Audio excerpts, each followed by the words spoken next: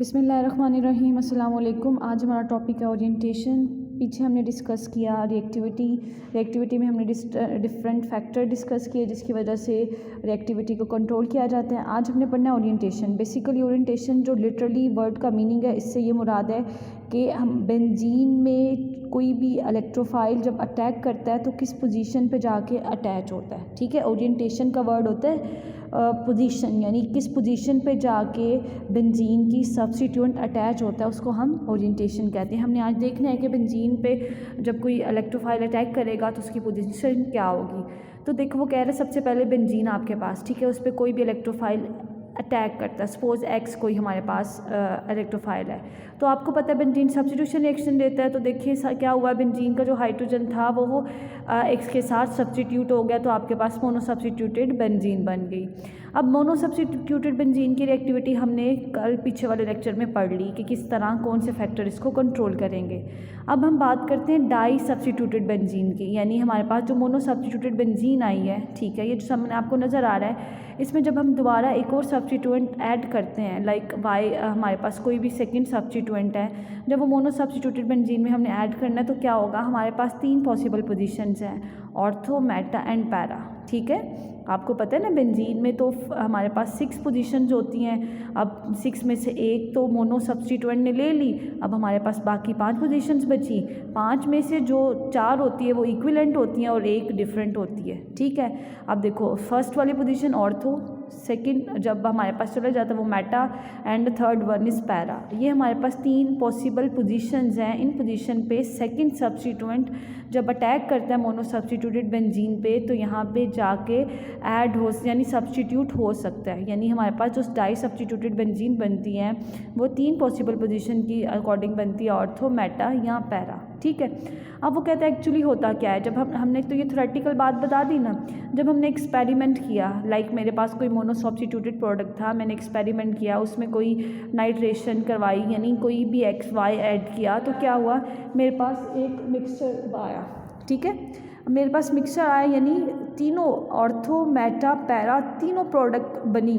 ठीक है, किसी की कुछ अमाउंट बनी, किसी की कुछ अमाउंट बनी, यानी डिफरेंट अमाउंट में तीनों प्रोडक्ट का मिक्सचर आया। तो एक्सपेरिमेंटल ऑब्जर्वेशन हमें ये कहती हैं कि जब हम मोनो सब्स्टिट्यूटेड बेंजीन में कोई भी हमारे पास एरोमेटिक कंपाउंड है, उसकी हम जब दूसरा सब्स्टिट्यूएंट डालते हैं तो डाई सब्स्टिट्यूटेड जो प्रोडक्ट बनता है उसमें मिक्सचर हमारे पास आता है। अब मिक्सचर में से 3, यानी ऑर्थो, पैरा, मेटा, इन तीनों में से कोई एक प्रोडक्ट प्रीडोमिनेंट होगी, यानी ज़्यादा अमाउंट में बनेगी।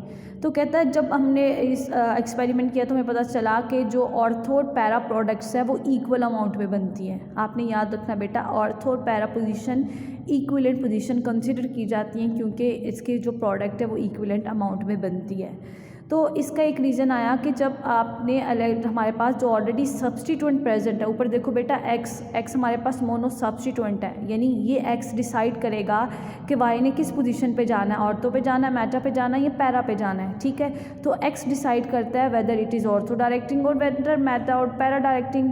ठीक है, तो एक्स अगर हमारे पास इलेक्ट्रॉन डोनेटिंग हो तो मेजर प्रोडक्ट हमारी ऑर्थो और पैरा बनती है। ये बात आपने याद रखनी है। ठीक है, this is the hard and fast rule कि जब हमारे पास कोई electron donating group already attached है एज एन सब्स्टिट्यूएंट, यानी एक्स हमारे पास इलेक्ट्रॉन डोनेटिंग है, तो जब सेकंड सब्स्टिट्यूएंट ऐड करते हैं तो जो ऑलरेडी प्रेजेंट एक्स है वो क्या करता है, वो हमारे पास ऑर्थो और पैरा प्रोडक्ट को ज़्यादा फॉर्म करता है। ठीक है, तो कहते हैं मिक्सचर में से जब हमने एनालिसिस की तो ऑर्थो पैरा प्रोडक्ट जो डोमिनेंट बनी वो इस केस में बनी कि जहाँ पे ऑलरेडी हमारे पास जो सब्स्टिट्यूएंट एक्स था वो प्रेजेंट था, जो कि इलेक्ट्रॉन डोनेटिंग था। ठीक है, अब देखो यहाँ पे एग्जांपल लिया, आपके सामने फिनोल प्रेजेंट है ना, फिनोल की नाइट्रेशन करवाई है। अब फिनोल आप ये समझो ये मोनो सब्स्टिट्यूटेड है, यहाँ पे OH जो सब्स्टिट्यूएंट है और OH क्या है, इलेक्ट्रॉन डोनेटिंग है। हम पीछे पढ़ के आए, ये इलेक्ट्रॉन डोनेटिंग क्या होता है, ये रिंग को एक्टिवेट करता है। ठीक है, ये इलेक्ट्रॉन डोनेटिंग की वजह से रिंग को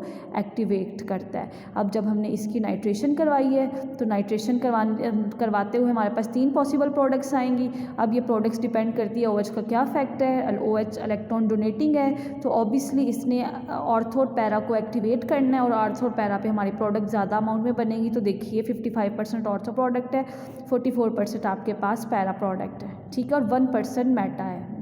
मेटा तो इग्नोरेबल है ना, नेक्स्ट सेकंड देखिए, कहते हैं हमारे पास ये भी चांस आता है कि मेटा जो प्रोडक्ट्स होती है वो डोमिनेंट हो, यानी ज़्यादा अमाउंट में मेटा प्रोडक्ट बने। तो कहता है ये उस केस पे होगा जब हमारे पास एक्स यानी ऑलरेडी जो सब्स्टिट्यूएंट अटैच है वो इलेक्ट्रॉन विदड्रॉइंग हो। ठीक है, अब यहाँ पे एग्जांपल आपके सामने नज़र आ रही है, नाइट्रोबेंजीन ली है। आपको पता है नाइट्रोबेंजीन मोनो सब्स्टिट्यूटेड प्रोडक्ट है। यहाँ पे एक्स नाइट्रो ग्रुप है और नाइट्रो ग्रुप आपको पता है इलेक्ट्रॉन विदड्रॉइंग ग्रुप है, ये डीएक्टिवेट करता है रिंग को। ठीक है, तो जब हमने इसकी नाइट्रेशन करवाई तो हमें पता चला कि डीएक्टिवेटिंग ग्रुप के प्रेजेंस में ये मेटा प्रोडक्ट ज़्यादा देगी। तो देखो बनी आर्थो पे भी बनी 6%, मेटा पे बनी 93% और 1% बनी पैरा पे। तीनों प्रोडक्ट्स का मिक्सचर बना, लेकिन जो डोमिनेंट थी वो हमारे पास क्या बनी है, मेटा, जो कि 93% है।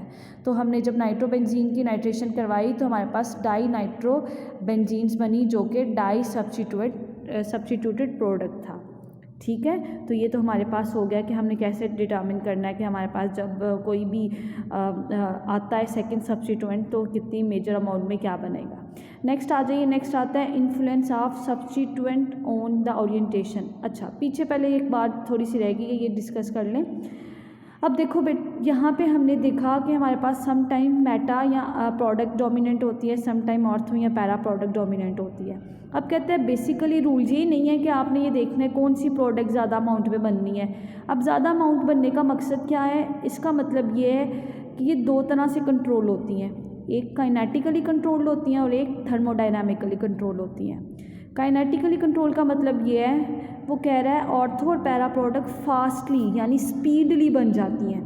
जो पहले स्पीडली बन जाती हैं वो ज़्यादा अमाउंट में हमारे पास आ जाती हैं, वो ज़्यादा स्टेबल होती हैं। तो कहता है ये काइनेटिकली कंट्रोल नहीं है, हमारे पास कंडीशन पे इंडिपेंडेंट होता है।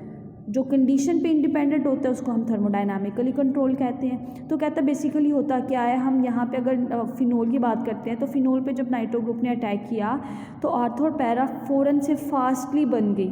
ठीक है, क्योंकि ये काइनेटिकली कंट्रोल थी, फास्टली ये प्रोडक्ट बन गई और फास्ट बनने के बाद ये स्टेबल रही। कितने परसेंट रही, 55% ऑर्थो रही और 44% पैरा रही। ठीक है, तो इसका क्या मतलब हुआ, ये काइनेटिकली और थर्मोडाइनामिकली कंट्रोल प्रोडक्ट्स हमारे पास आ गए।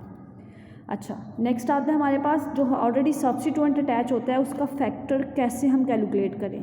तो वो कहते हैं जो आपके पास ऑलरेडी सब्स्टिट्यूएंट अटैच है, ठीक है, उसका इन्फ्लुएंस ओरिएंटेशन में क्या होता है। कहते हैं influence of substituent on the orientation in an electrophilic substitution reaction, जो हम पढ़ रहे हैं इसमें अब हमने देखना है कि जो ऑलरेडी सब्स्टिट्यूएंट अटैच है उसका क्या फैक्टर होता है। कहते हैं दो तरह का फैक्टर होता है, एक चार्ज डिस्ट्रीब्यूशन होती है और एक रिलेटिव अरेनियम आयन स्टेबिलिटी।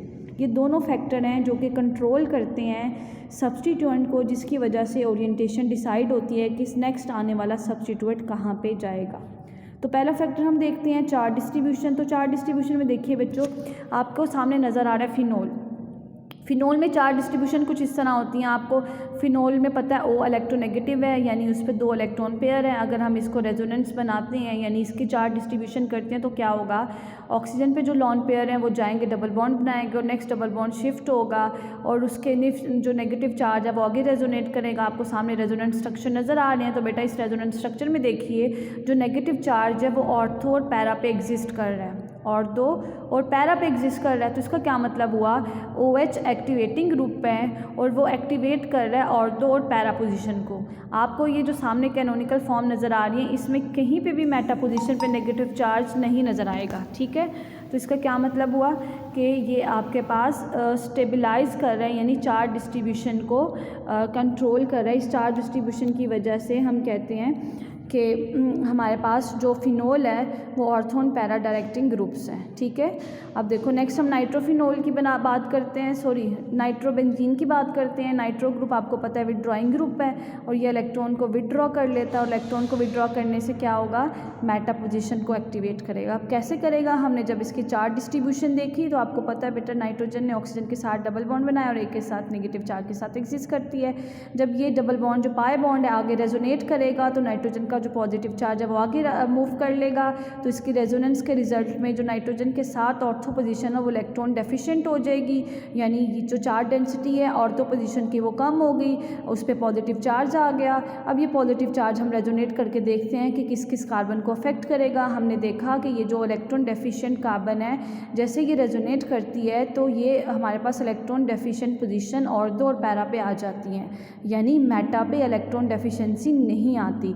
इसलिए हमारे पास जब भी इलेक्ट्रॉन विड्रॉइंग ग्रुप होता है तो वो इलेक्ट्रॉन विड्रॉ करके मेटा पोजीशन को एक्टिवेट कर देता है। इसलिए एक्टिवेट करता है क्योंकि ऑर्थो और पैरा पोजीशन डीएक्टिवेट हो चुकी होती हैं। ठीक है, तो ये चार्ज डिस्ट्रीब्यूशन हमें बताती है कि इलेक्ट्रॉन डोनेटिंग की वजह से हमारे पास ऑर्थो और पैरा पोजीशन एक्टिवेट होती हैं और इलेक्ट्रॉन विड्रॉइंग इफेक्ट की वजह से हमारे पास मेटा पोजीशन एक्टिवेट होती है।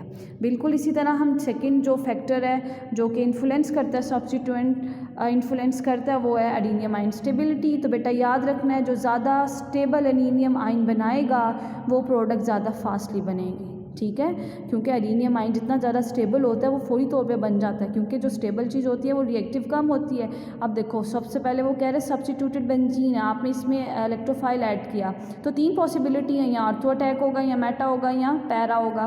तो कहते हैं ऑर्थो अटैक होता है तो क्या होगा, ऑर्थो पे हमारे पास इलेक्ट्रोफाइल चला गया और उसका पॉजिटिव चार्ज मेटा पे आ गया, यानी मेटा पोजीशन इलेक्ट्रो डेफिशिएंट होगी। अब यहाँ पे कोई भी प्रोडक्ट नहीं बन सकती मेटा पोजीशन पे, तो ऑर्थो अटैक की वजह से देखो आपने कैनोनिकल फॉर्म बनाई तो पॉजिटिव चार्ज एग्जिस्ट करता है एट मेटा पोजीशन, मेटा से रेजोनेट करता है। तो जब हम हाइड्रोजन को एलिमिनेट करते हैं ये तीनों कैनोनिकल फॉर्म के बाद तो आपके पास क्या आ जाती है, आपके पास प्रोडक्ट आ जाता है सब्स्टिट्यूटेड प्रोडक्ट। इसी तरह मेटा जब अटैक होता है तो देखो बेटा मेटा पोजीशन पे जब अटैक हो रहा है अब हमारे पास इलेक्ट्रॉन डेफिशिएंसी यानी एडिनियम आइन जो बन रहे हैं वो एडिनियम आइन हमारे पास ऑर्थो का आ रहा है, यानी ऑर्थो पे पॉजिटिव चार्ज आता है वो ज़्यादा स्टेबल होता है, तो इसलिए हमारे पास इस स्टेबिलिटी की वजह से जो मेटा पोजीशन होती है मेटा पोजीशन ज़्यादा स्टेबल होती है, इसलिए मेटा अटैक में मेटा प्रोडक्ट ज़्यादा अमाउंट में बनती है। इसी तरह पैरा पोजीशन है, जब पैरा पोजीशन पे अटैक होता है तो हमारे पास जो एडिनियम आइन आती है वो ज़्यादा स्टेबिलाइज होती हैं। जब हम इसकी कैनोनिकल फॉर्म ड्रॉ करते हैं तो हमें पता चलता है कि पैरा पोजीशन पे जब अटैक होता है तो इलेक्ट्रॉन डेफिशिएंसी जो है वो मूव करती है, रेजोनेट करती है और ऑर्थो और पैरा पोजीशन को डीएक्टिवेट कर देती है। ठीक है, और इस रिजल्ट में हमारे पास मेटा ज़्यादा बनती है और जब हमारे पास मेटा डीएक्टिवेट होती है तो ऑर्थो एंड पैरा प्रोडक्ट ज़्यादा बनती है। So this is all about the influence of substituent on the orientation in electrophilic substitution reaction.